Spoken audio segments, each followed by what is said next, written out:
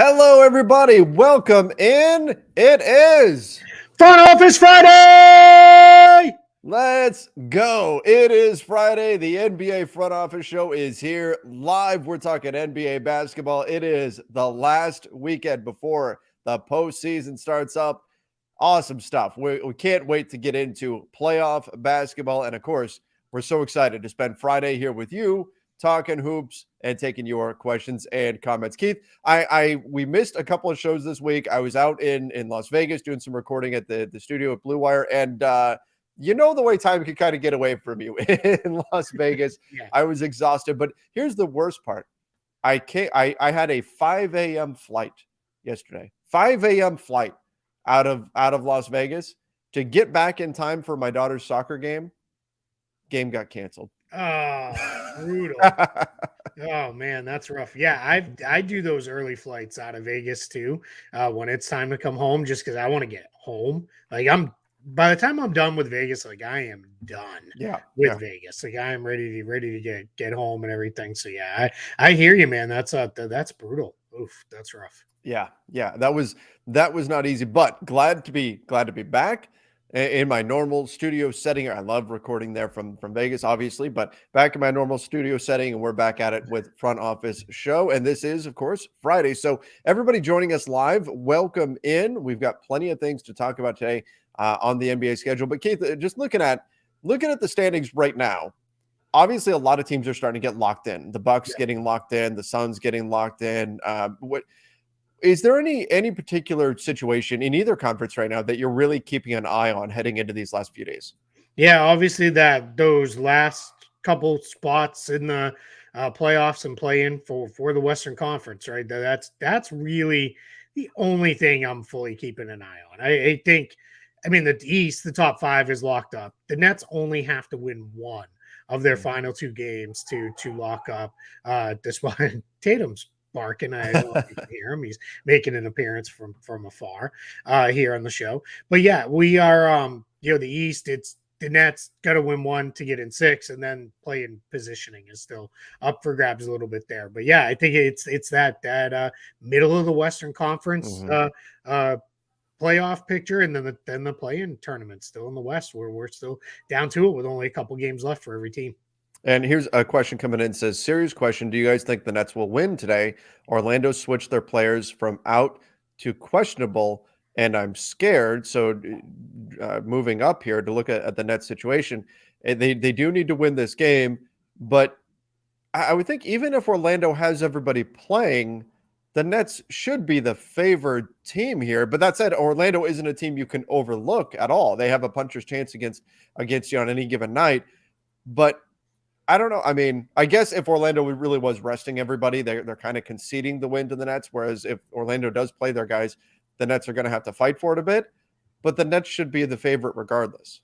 Yeah, so I have a handful of thoughts on this one. The first is that it is the Magic have a lot to say here. They play the Nets and then they close the season with the Heat. So they're heavily involved in the end of this stuff here. But I think what is mostly in this thing is this is injury report stuff. They had to switch their guys from out to questionable because they were out last night. So because it's a back-to-back for the Magic, you have to put an update out. And they put their update out, and that's why they switched them all to questionable for tonight. Okay. So that's where that's at. So just, it is what it is with that side of it. So I think we'll see if they play anybody. Last night was their last home game of the year, fan appreciation night. They didn't play any of their starters. All five starters were benched. So I think the Magic are kind of done. But to your bigger part is the the Nets should win no matter what, right? They should beat the Magic no matter what. So I think the Nets are going to get 6. I think Heat will be 7. And then we'll see, between Atlanta and Toronto, because that's still up in the air. And obviously you would rather be 8 than 9, because if you're 8, you get a double shot at winning. You only got to win once to get through. So that's where that one comes from. Okay, let's talk about this. Shako said, greetings. We are, I'm assuming he means the Lakers, 10-point favorites. Should we be sure that Phoenix is resting?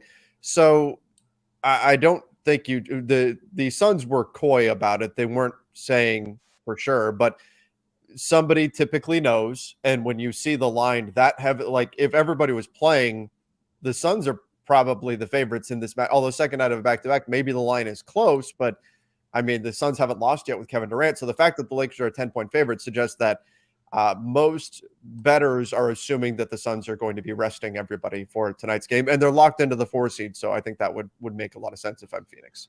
Yeah, I'd be surprised if we see anybody on the back-to-back if the Suns play any of their regulars. So yeah, I think that's the line is reflective of that. Yeah. So again, they might not even bring them, right? They might just leave them all they might home. not.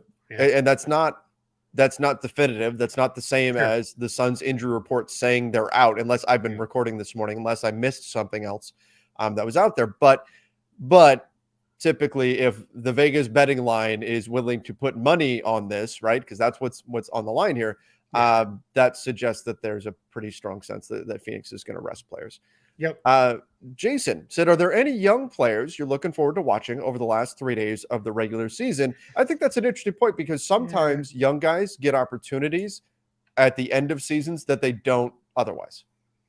Yeah, I mean, yes and no. It's we're getting down to the point where some of these games, it's really hard to take anything overly definitive of from this, right? Because it's so many of these games are completely meaningless.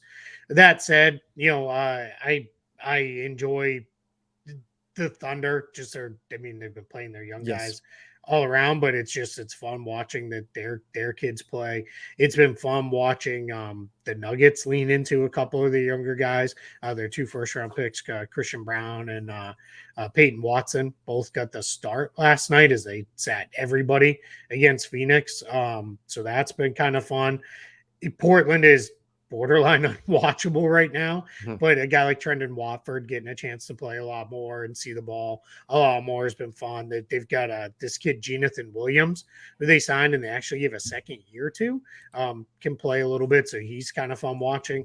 But with that, so yeah, it's been at least somewhat fun watching those guys out there.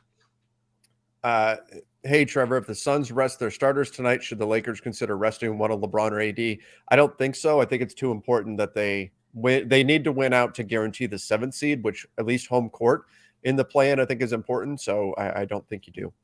Yeah, I'm with you on that one. I think you play them, and then hopefully the game lets you rest. Yes, right. In-game load management, if you will. Yeah. Bill, do you think there's any chance Embiid can still win MVP over Jokic? Yeah, I mean, he's the favorite. Yeah, what do we mean still? Embiid is the favorite right now for MVP. So yes, I think that's, and you never know until the votes are in, but right now that feels like the likely outcome here. And we will probably do early next week at some point. We'll preview the play-in tournament, and then we'll get into our postseason awards, because we generally do a show on that. But yeah, I think we're in a spot where I'll just tip it now and give it early. Embiid's my pick for MVP, and I think he is going to win the MVP award. Yeah, I agree. I think that he will, and I think what we've seen over the last month or so of the season is what is going to cement that for him. Mohammed said, this is the best basketball show / podcast. It doesn't make sense. Thank you. We appreciate that. It doesn't make sense how you guys haven't blown up yet. Well, that's because we remain the best kept secret. Stop keeping the secret, everybody. Tell a friend. Yeah. Tell a friend. This isn't this kind of secret you need to keep. No one's going to get hurt by No. telling this. We're not going to hurt our feelings. Tell everybody. Tell the world. Said, I hope you guys keep it up. What are your predictions for who makes it out of the West play-in? So I think we should just approach this, because I believe the Thunder have the tiebreaker over the Mavs. They do. I think we should just assume that the play-in is what it is, right? The current standings are how things are going to finish. Now, that said, the Wolves-Pelicans game on the last game of the season could very well switch this up. And so suddenly Minnesota is 8, or perhaps even if the Lakers drop a game, then suddenly we can get a 3-way tie. But if things sit as they are right now, who do you see making it out? The Lakers and probably the Pelicans, just because I think they're enough better than the Wolves and the Thunder. I love the Thunder. It's been a really fun story. I don't know. We'll see. Wolves Pelicans is a real toss up. It is. Because the Lakers definitely, and I think the Lakers, if they stick at 7, I think they beat no matter who it is in that first 7-8 game. And I think for them too, I think they fully realize the importance of, hey, we don't want to be in a single game elimination spot. Yeah. If we lose this game, and we don't want to play an extra game if we can avoid it, right? It's already been a grind to get through 82. We're gonna have to play an 83rd. We don't really want to play an 84th game. Like let's get that out of the way right away, and let's just get into the postseason. So yeah, I think it's I think they're through, and then yeah, Pelicans Wolves. That's quite the toss up. Yeah, I think that is. I think that's. I mean, the final game of the season between Pelicans and Wolves. What the way I'm projecting this to likely play out is that will determine who's 8 and who's 9. Mm-hmm. And then from there, I think the two sides could see each other in the play in the elimination game, the second round of the play-in. That wouldn't surprise me either. So, and I think that's a fantastic matchup where you can kind of flip a coin. But I agree. I think the Lakers get through, and then it's one of those two. I think I'm actually going to lean the Wolves just because I think they're kind of due, and I like the size they've got on the wings, unless Zion is back. If Zion is back, then that gets switched to Pelicans for me. Yeah, and I don't know if you saw the report this morning, because I know you've been catching up, but Shams Charania reported they don't think they're going to have him for the play-in this morning. So that came out earlier this morning. I think it was around 10 o'clock or so. It might even been earlier than that, but yeah, he doesn't project that. What is it? I'm reading it. Pelican star Zion Williamson, sidelined since January 2nd, is unlikely to return to action in next week's play-in tournament. So good to know. Yes, I've been recording this morning, so I did not see that. So yeah, I'm gonna go with the Wolves, I guess then. But it's super for close. me. Whoever's at home is good one.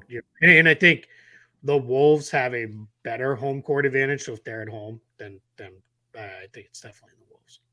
Hey, let's talk a little bit of news real quick. Yeah. Just because Chris Middleton out again with a knee issue. Not good. No, I had an MRI. The MRI came back clean, but they're giving him time to rehab it. That's not great if you're the if you're not the not after last year. Yeah, that's not a great sign for them. So I think that's pretty tricky with that. So yeah, it's that's not good at all there. So just wanted to make sure we threw that out there, because I don't think we've generally had a ton of Bucks folks in the chat. Alan said, if the Thunder make the playoffs, do you guys see Chet playing even coming off the bench? I do not. No, you wouldn't throw a rookie in the playoffs. No, that would never happen. So no. Senpai, as of right now, what teams are projected to be affected by the super tax? Yeah. I like that. Go sticking with that super tax. Super tax, baby. We're making it happen. Yeah. Fetch will happen in form of super tax. Good reference. I like it. Could it mean they can't bring some role players back, losing their mid-level exception?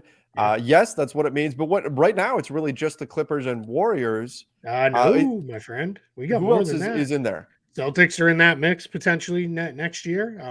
It depends on some of the decisions they make, though. Sure. It's not like they're automatically. Yeah, it's only the Warriors and Clippers, for sure. We know we're there. But Celtics could be in that mix. Lakers could be in that mix, depending on how they sign, what they sign their free agents for with that. So yeah, there's a handful of teams that are going to be in pretty tough spots potentially with the super tax, as our friend called it there, which I very much appreciate, because it makes far more sense than anything else. So here's the teams I project to at least have decision points to make. Yeah. This one may kind of catch everybody off guard, but Atlanta is potentially in that position. We'll see what it looks like. They mostly have a full roster, so they should be okay.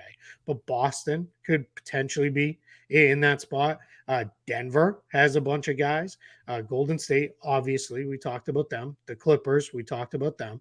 Lakers, pending how they re-sign. The Bucks, for sure, with their team, and if they re-sign Chris Middleton or not, they're going to be extremely expensive. The Heat are already very, very expensive. They would have to shed some money to give themselves room to maneuver. The Suns, we'll see what it looks like with a couple of their free agents. So those are the teams, the kind of the tax teams right now, with the one notable exception kind of being Atlanta in there. And the reason why Atlanta's hitting is you just got stuff kicking in for a bunch of guys. DeAndre Hunter, you get Collins is up over 20 million. Trae Young's at 40 million. Capella's over 20 million. Bogdanovich signed his extension. So those are the teams you're looking at for the super tax. Okay. So you've got a number of teams that are right there, but we'll see. We'll see. And this is, do we have any confirmation this is for sure going into effect July 1st? We do not. So that's another really important thing. All this tax stuff is going to be phased in over probably 2 or 3 years in the life of this new CBA, because what they're not going to do is tell teams, all right, hey, July 1st, get your crap in order. Like, they're going to give them time to make decisions and get stuff figured out. So, yeah. Right. Okay. Yep. So that's something to factor in there. Mm-hmm. Okay. Trevor, I can tell it's the end of spring break in a lot of places because, man, the chat is goofy today. Is that? I was wondering, is that what it is? It's spring break. So. Yeah. Some places are on spring break, April vacation, Easter break. Like, yeah, we get some goofiness going on in there. Oh, is this breaking news, or is this stuff that I didn't see this morning while I was recording? People in the chat right now talking about the Mavs sitting Kyrie tonight. Let's see. Yeah. So Kyrie Irving is out. Josh Green is out. Tim Hardaway Jr. is out. Maxi Kleba is out. Christian Wood is out. Oh my goodness. Luka Doncic is probable. So yeah, they might be saying we done. They're calling it a season there. I mean, could be. It is tough. Like, they have to, because they can't tie with the Thunder. So that's really adding like an extra game in the advantage of OKC, and should push OKC in there. Is that, like, how big of a deal is that? The Mavs getting Kyrie and then falling completely out of not just the playoffs, but the play-in. I mean, that's quite a collapse. Maybe not Brooklyn Nets level collapse, you know, with their big three and everything, but that's pretty significant, I think. Yeah, I think so. I think it's definitely it's a huge disappointment for sure. It's funny because I've seen some people who are like, the Mavs were 5th in the West when they traded with Kyrie. Yeah, they were 5th and like a half game ahead of 12. Right. So like, that's not like, I get it. It's a fall, but it's not like it was like, oh my God, they went 5-20 or anything like that. So they've definitely not played nearly as well as they had prior. So it's disappointing for sure. I don't know that this is the wrong decision though, because let's face it, maybe they win in the play-in. They're not beating the Nuggets or the Grizzlies, right? Or I guess they could only really have gotten to the Nuggets. They're not beating the Nuggets in the first round. So this is the old, I'd rather have a slight shot at the lottery and a mid-first round pick than get in and just get killed in the playoffs, right? Before the play-in tournament, we always had teams kind of sitting on that, line of what were the question marks there. So I think it's I think we're in a spot where it is, how do I put this? I think it's a thing where this might be better for them in the long run, because then you're going to get the better pick. And then that pick, if you can keep it, that's the challenge, right? Because it's only top 10 protected. So you got to, hope you land. I haven't fully looked. We should probably look at that, right? And see. Let me look at the full league standings. Because if they land in the top 10. I can switch over to that. Oh, they're right. They're probably not going to get there because Utah have to. Yeah, Utah's already right. So that's the difference. Right, we talked about this months ago. Utah, Portland, the early movers of kind of shutting it down. Like they gained and moved way up. Those two teams in there. So that's the tricky part for Dallas. They may not even keep this pick, even by shutting it down. My guess is these are real injuries, and they're like, yeah, it's not. We can't play through them. That's probably more what it is. Yeah. I think that's got to be what's going on there. Yep. Keith, let's go over this again. So you get into the play-in, and so for the play-in teams, what happens with their draft picks and their slotting? Yeah, so the top 10 will be set in this year. So just speaking this year, because none of these teams are tied. It's not like there's a East play-in team that is like 8th worst record or anything. They are, they're all basically set, right? Where we're in there with this group of teams that are the worst. So what happens is if you lose in the play-in, so let's take let's just use the Bulls. The Bulls lose in the play-in, they'll slot in right where they are right now. Now, them and Dallas could still flip-flop, obviously. That could happen. So you could have Dallas out of the play-in tournament and have a worse record than the Bulls. You basically slot in wherever your record would put you pre-lottery, obviously. That's where you would slot into. Okay. So where you actually winning or losing in the play-in isn't going to change your slotting in the draft lottery odds? It does not. You don't. A lot of people think it's the 10 teams that completely miss the postseason or 1 through 10. And then it is, 11, 12, 13, 14 are the results of the play. And that is not how it works. It's you still slot into wherever you would have slotted into. So it is what it is. Even if you finish 10th and you go on a postseason run, and you make your way through the play-in and you make your way to the conference finals, you still get that slot. No, that would change because then you're in the that's playoffs. What I was saying. Yeah, that would change because you're not in the lottery then. Once you get into the playoffs proper. Yeah, once the play-in is over, the lottery field is set by regular season record. Okay. I guess that's probably the easiest way to explain it. Right. Yep. Okay. Yep. That makes sense. Yeah, if the Bulls magically made a run to the finals and then lost, like they don't still get the whatever that works out to the 13th pick, right, or whatever. That would not happen. They would be 16 or whatever it is. Jimmy helping us out in the chat saying, let's get to 25K. Yeah. If you're watching the show live right now, you're over on the NBA Front Office YouTube channels. That's the only place this is streaming. Subscribe, hit that subscribe button. Certainly turn on notifications. Then you won't miss the yell on Fridays. That's right. That's right. You got to get in here immediately to get the Front Office Friday yell. And you get the Mega Man music too. Yeah, that's right. Is just as good, probably even better. Have you seen Mario yet, Keith? I haven't. I want to though. Yeah, I want to see. So 3 movies. I want to see Air for sure. Yes, me too. That's a lock. I want to see that. I really want to see the Mario movie, and I want to see Dungeons and Dragons because everyone I know who saw it, even people who were like, I have no interest, have come out of it being like, it was actually really good and pretty funny. So that's one I'll probably wind up because I'm not gonna be able to talk my wife into seeing that one, so I'll probably watch that one on when it comes out on streaming platforms. Yep.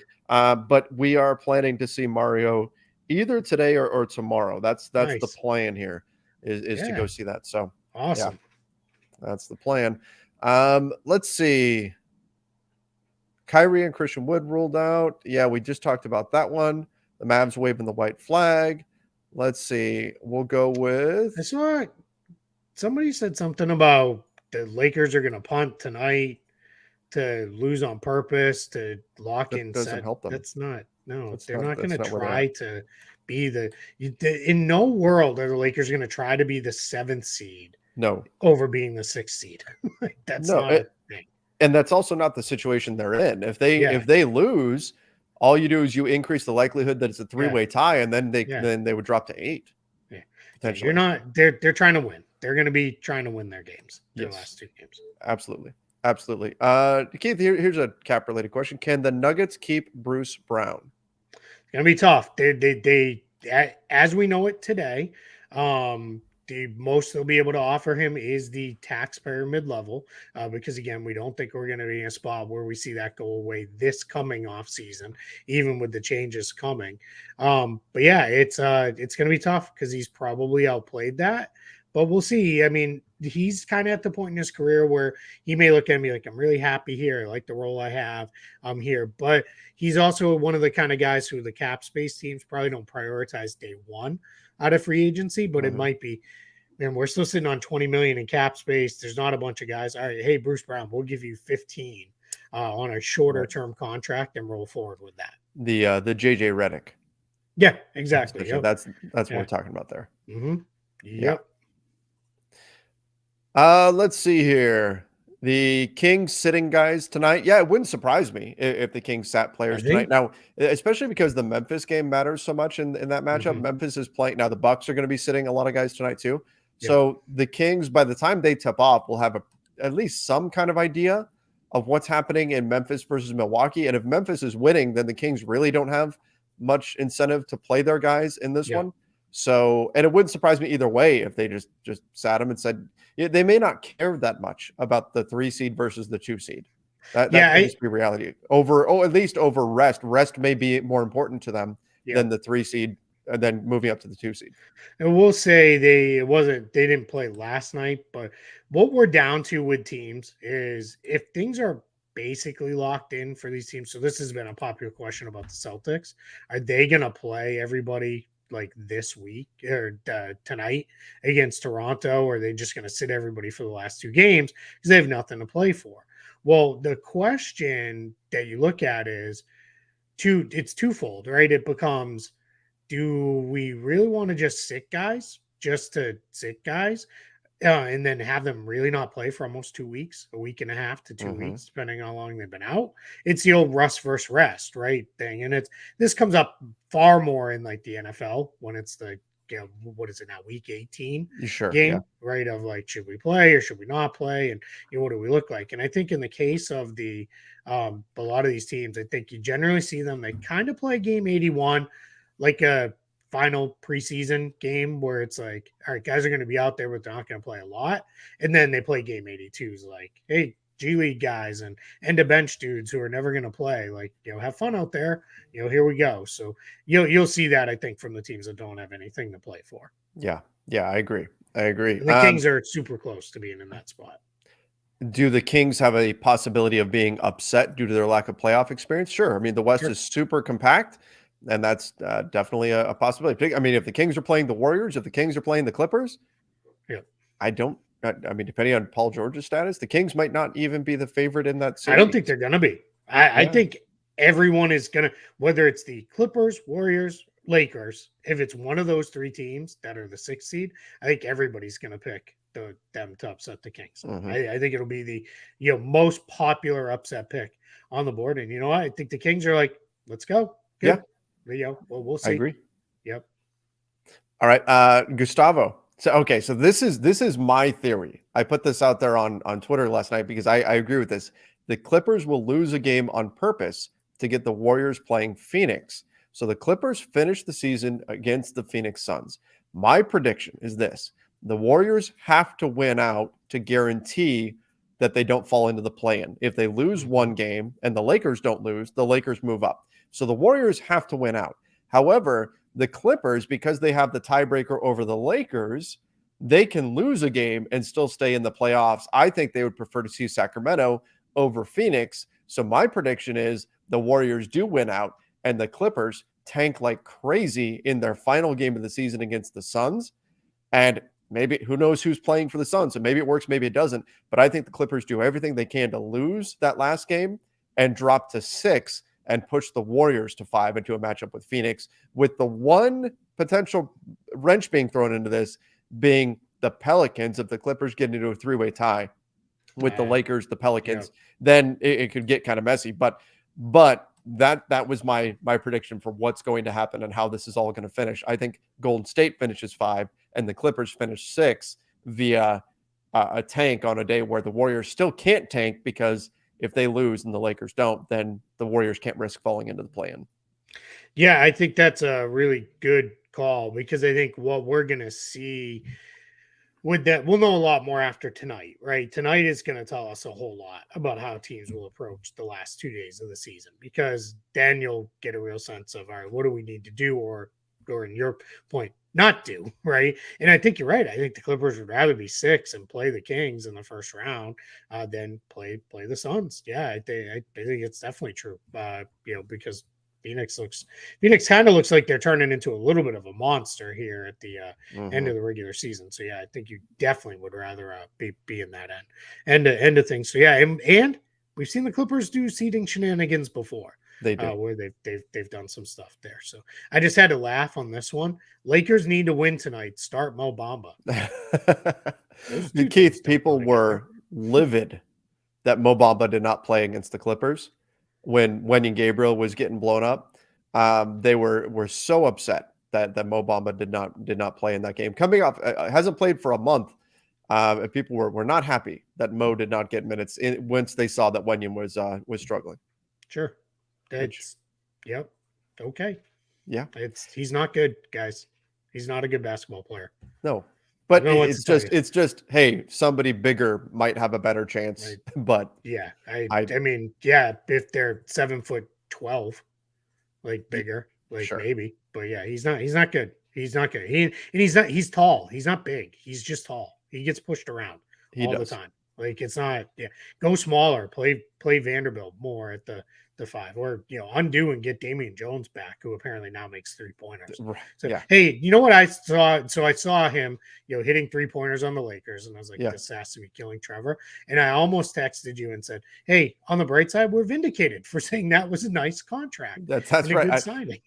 Keith, I was at I did the play-by-play from the sports bar at Studio. Resorts Oh, World okay. Oh, Hilton that's right. Yeah. while the game was on. So fortunately, there were enough drinks there to where it wasn't destroying me that Damian Jones was doing that. But I was like, that's my guy, and there he is doing his thing. And of course, now he's hitting threes against the Lakers. So After you and I were like, man, we kind of like this signing. Like this was a good Yep. under the radar signing. And then he proceeded to do nothing for Nothing. like 7 months of the season. Nope. Yeah. Nothing at all. It was Too frustrating. funny. Hey, Carl Guzman skipping a meeting to watch this. That a boy. I like You don't it. need that meeting anyway. It's Yeah. a Friday meeting. They'll catch you up on Monday. That meeting will be You're just good. fine. Yeah. Just Yeah, fine nothing without going you. on. That'll be Yep. just fine. All right. So this is something we've gone over, but what is the max contract Austin Reeves can get from another team? If another team maxes him, should the Lakers match? Yeah, so he can get all the way up to his max from another team if they have enough cap space to offer him that. Challenges nobody really does. So you're probably looking at. I've been kind of calling the top out around 4 years, 80 million is probably maybe where it gets into like, boy, that's tricky, right? Because it's $20 million and all that stuff. So we'll see where that comes around to with him, but that's where it is. That's probably the max he'd be looking at from another team, because no one's necessarily going to go all the way to the max for Austin Reeves, but they could if they had the ability to. Yeah, and I don't think another team will necessarily do that, but they potentially could, I guess. Yeah, I mean, yeah, no one's gonna. I like Austin Reeves. I think he's gonna get paid. I think 480 is potentially on the table, and I think that is the point where the Lakers have to really, given all these new rules that are coming and all that stuff, that's where the Lakers kind of have to be like, what do we want to do, right? Your whole idea of restricted free agency is either make it painful for the team to match or make them really, really think about if they're going to match or not. Yeah, and we'll see if the new rules kick in, saying that they'll only have 24 hours to decide as opposed to 48. I think that is coming in right. I think that's going to be a day one thing for sure on that. Yep. Do you give the Knicks a realistic shot to beat the Cavs? A shot? Sure. I mean, a puncher's chance? I mean, they got to be fully healthy. Yeah, they have all their guys back. If they're missing any of their guys, no, they don't have any kind of shot. We'll see. At one point in the season, the Knicks were on a crazy winning streak. They were playing fantastic basketball. Obviously, tailed off since then. If they somehow reignite in that way, then sure, they've got a shot. But I certainly would not make them the favorite. I would not expect them to win. I would expect the Cavs to win the series, but a chance, sure. Yeah, I mean, it's just you could have Julius Randle back and playing like Julius Randle, or he's not. It's just going to be a struggle for them. They just won't score enough. That'll be the problem. Keith, so I have been saying this for literally weeks now, that the people keep saying anytime D'Angelo Russell has a bad game, I get people saying, go get Kyrie. Go get Kyrie. I've been trying to make the point that the option for the Lakers, it is not, even if Kyrie Irving says, I want to be a Laker, come and get me, either double sign and trade, or I'll take 35 million in free agency, that because of the hard cap that you would trigger with a sign and trade, you're not comparing D'Angelo Russell to Kyrie Irving. There's no question that Kyrie Irving is a better basketball player. And you talk about all the other stuff and debate, okay, would you rather deal with the other stuff that comes with Kyrie or whatever? But Kyrie is the better basketball player by a lot. It's not close. There's no question. But you're not comparing Kyrie and D'Lo. It's depth or Kyrie. What would you rather have on your roster? Because in order to land Kyrie, whatever path you're going to take to get there, you're going to have to sacrifice a lot of the depth that the Lakers currently have. Yeah, I mean, you're basically, in order to have enough money to give him anywhere near the max, which is what it would take to be able to do that, you have to clear out everything that isn't LeBron and AD, right? I Yep. mean, just putting it in very simple terms. That means, everybody goes. And that's probably not really what we just saw that for 2 Yep. years. That's not what you want to do. You finally have built a good functional roster. I think the Lakers approach is going to be, hey, we like what we built. This is we've seen it for roughly 30-ish games. I don't remember exactly how many games they had left around the trade deadline, but call it 30-ish games. We want to see what this roster looks like for 82 games next year. I think the Lakers offseason may be one of the more boring in the NBA, and I think that's perfectly fine. Yeah. I think We need a little boring, honestly. that's it. Yeah, you've built a team that makes a lot of sense. Just it's not going to be boring because you got to get D'Angelo Russell at the right number, Reeves situation. But just as far as full scale roster changes, I think you're going to see a roster that looks a lot like it looks today, and I'm very okay with that. I think that's the smart way to handle this and move forward with, we kind of like what we got. Let's see what this looks like fully all the way through. And again, even if they do, because people immediately jump to that, oh, double sign and trade, D'Lo for Kyrie, do that. You're still hard capping yourself. So the next thing you know, you've got Kyrie at 45 million. You do D'Lo and Mo Bamba or something. The next thing you know, you're like, oh, we brought back Austin Reeves at 11 million, and now we've got like $18 million left before the hard cap to fill out 11 roster spots. It doesn't. You're going to have to lose other stuff. That's my thing is you saw what that looks like. Like you've seen, 2 years in a row, kind of what it looks like when you have a roster with 3 dudes on super expensive contracts, and that's kind of where you're at. And and then you would not have the mid-range tradable contract of Taylor Horton Tucker, Patrick Beverly to flip into somebody else. You wouldn't even have those things on your roster. So just run with what you got. And you mentioned that you think it's going to be a boring offseason. That instantly took me back to college. I had a professor, obviously I studied history. I took a class that was called British Parliament. And day one of the course, the professor, first thing he says is, this class is going to be very, very boring. Said the history of British Parliament, while there's a few things that happened that were kind of exciting, overall, it's very boring. And that's why we have to study it, because they've had stability. And that's why it's important that we study, but it's not exciting. So just so you know, going in, it's going to be boring. That's kind of what the Lakers need here. Is they need a boring offseason where you're keeping that consistency, that chemistry. You continue to build that over the offseason, as opposed to here's 13 new players the last couple of seasons to it's just not sustainable either. No. This is not LeBron 2013 level peak, maybe the best player we've ever seen single season kind of deal anymore, where he just throw any 4 dudes on the court with him and he's that good that he's going to lift them. It's not, and now you got him and AD, and then just get constant changing a cast of characters around him. Not worth it. Somebody said Pelinka won't make it boring. We're going to try to get Dame or Beal. Portland's not going to give Damian Lillard to the Blazers. To the Lakers. Blazers fans would never forgive them. Just how? I mean, the only way you do that is like signing trades, and it's just, he may try, but it's not going to happen. Yeah. So it's not. Yeah, that's just that's not going to happen. James Lopez, do you think NBA players are on steroids? I don't. I just don't think I don't think it would be getting big and bulky would be that big of an advantage in basketball.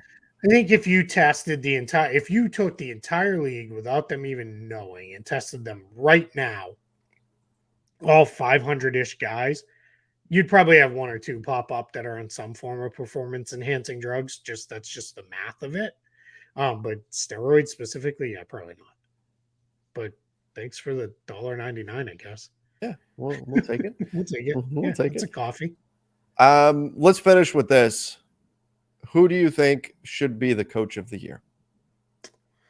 Yeah, that's a really good question. I'm probably leaning Mark Daigneault right now, just because that coach of the year tends to be which team really achieve the most. Oh, I'm sorry, that's not right. It's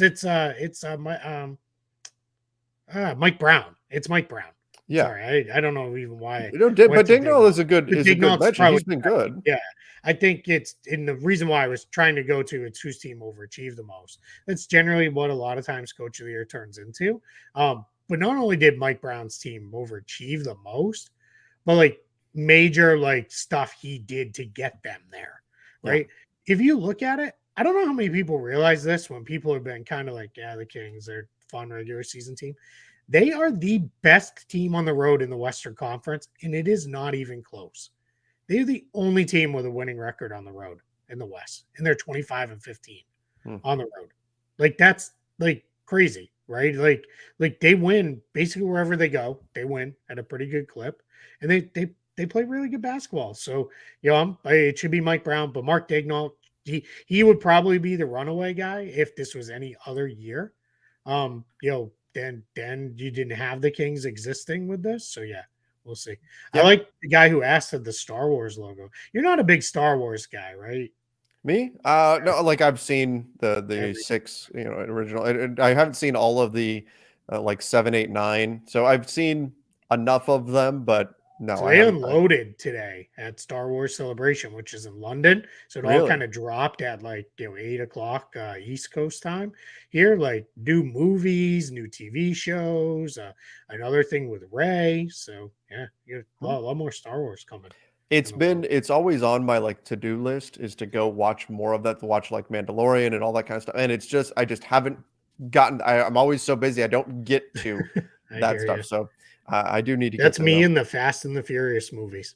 Oh, okay. You end up, I'll admit, those in the John Wick movies, I've not seen them.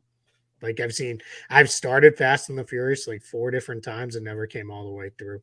So yeah, I gotta finish that up at some point. That's every year I say that's my summer project, and I just never end up doing it. That's August and September viewing. Yep. That's what we have to highlight that for. Yep. All right. Right, we're going to wrap things up there. Appreciate everybody for joining us here for the NBA Front Office Show's live Friday special, Front Office Fridays. We will continue doing this. And next week, we're going to be talking about postseason basketball. Yeah, we are. Like actual postseason basketball. It's going to be amazing. Can't wait. Appreciate everybody for joining us again. Make sure you hit that subscribe button. And if you're listening to the podcast version, go follow us over on Apple Podcasts, Spotify, or wherever it is you listen to podcasts. Till next time, everybody. See ya and stay safe.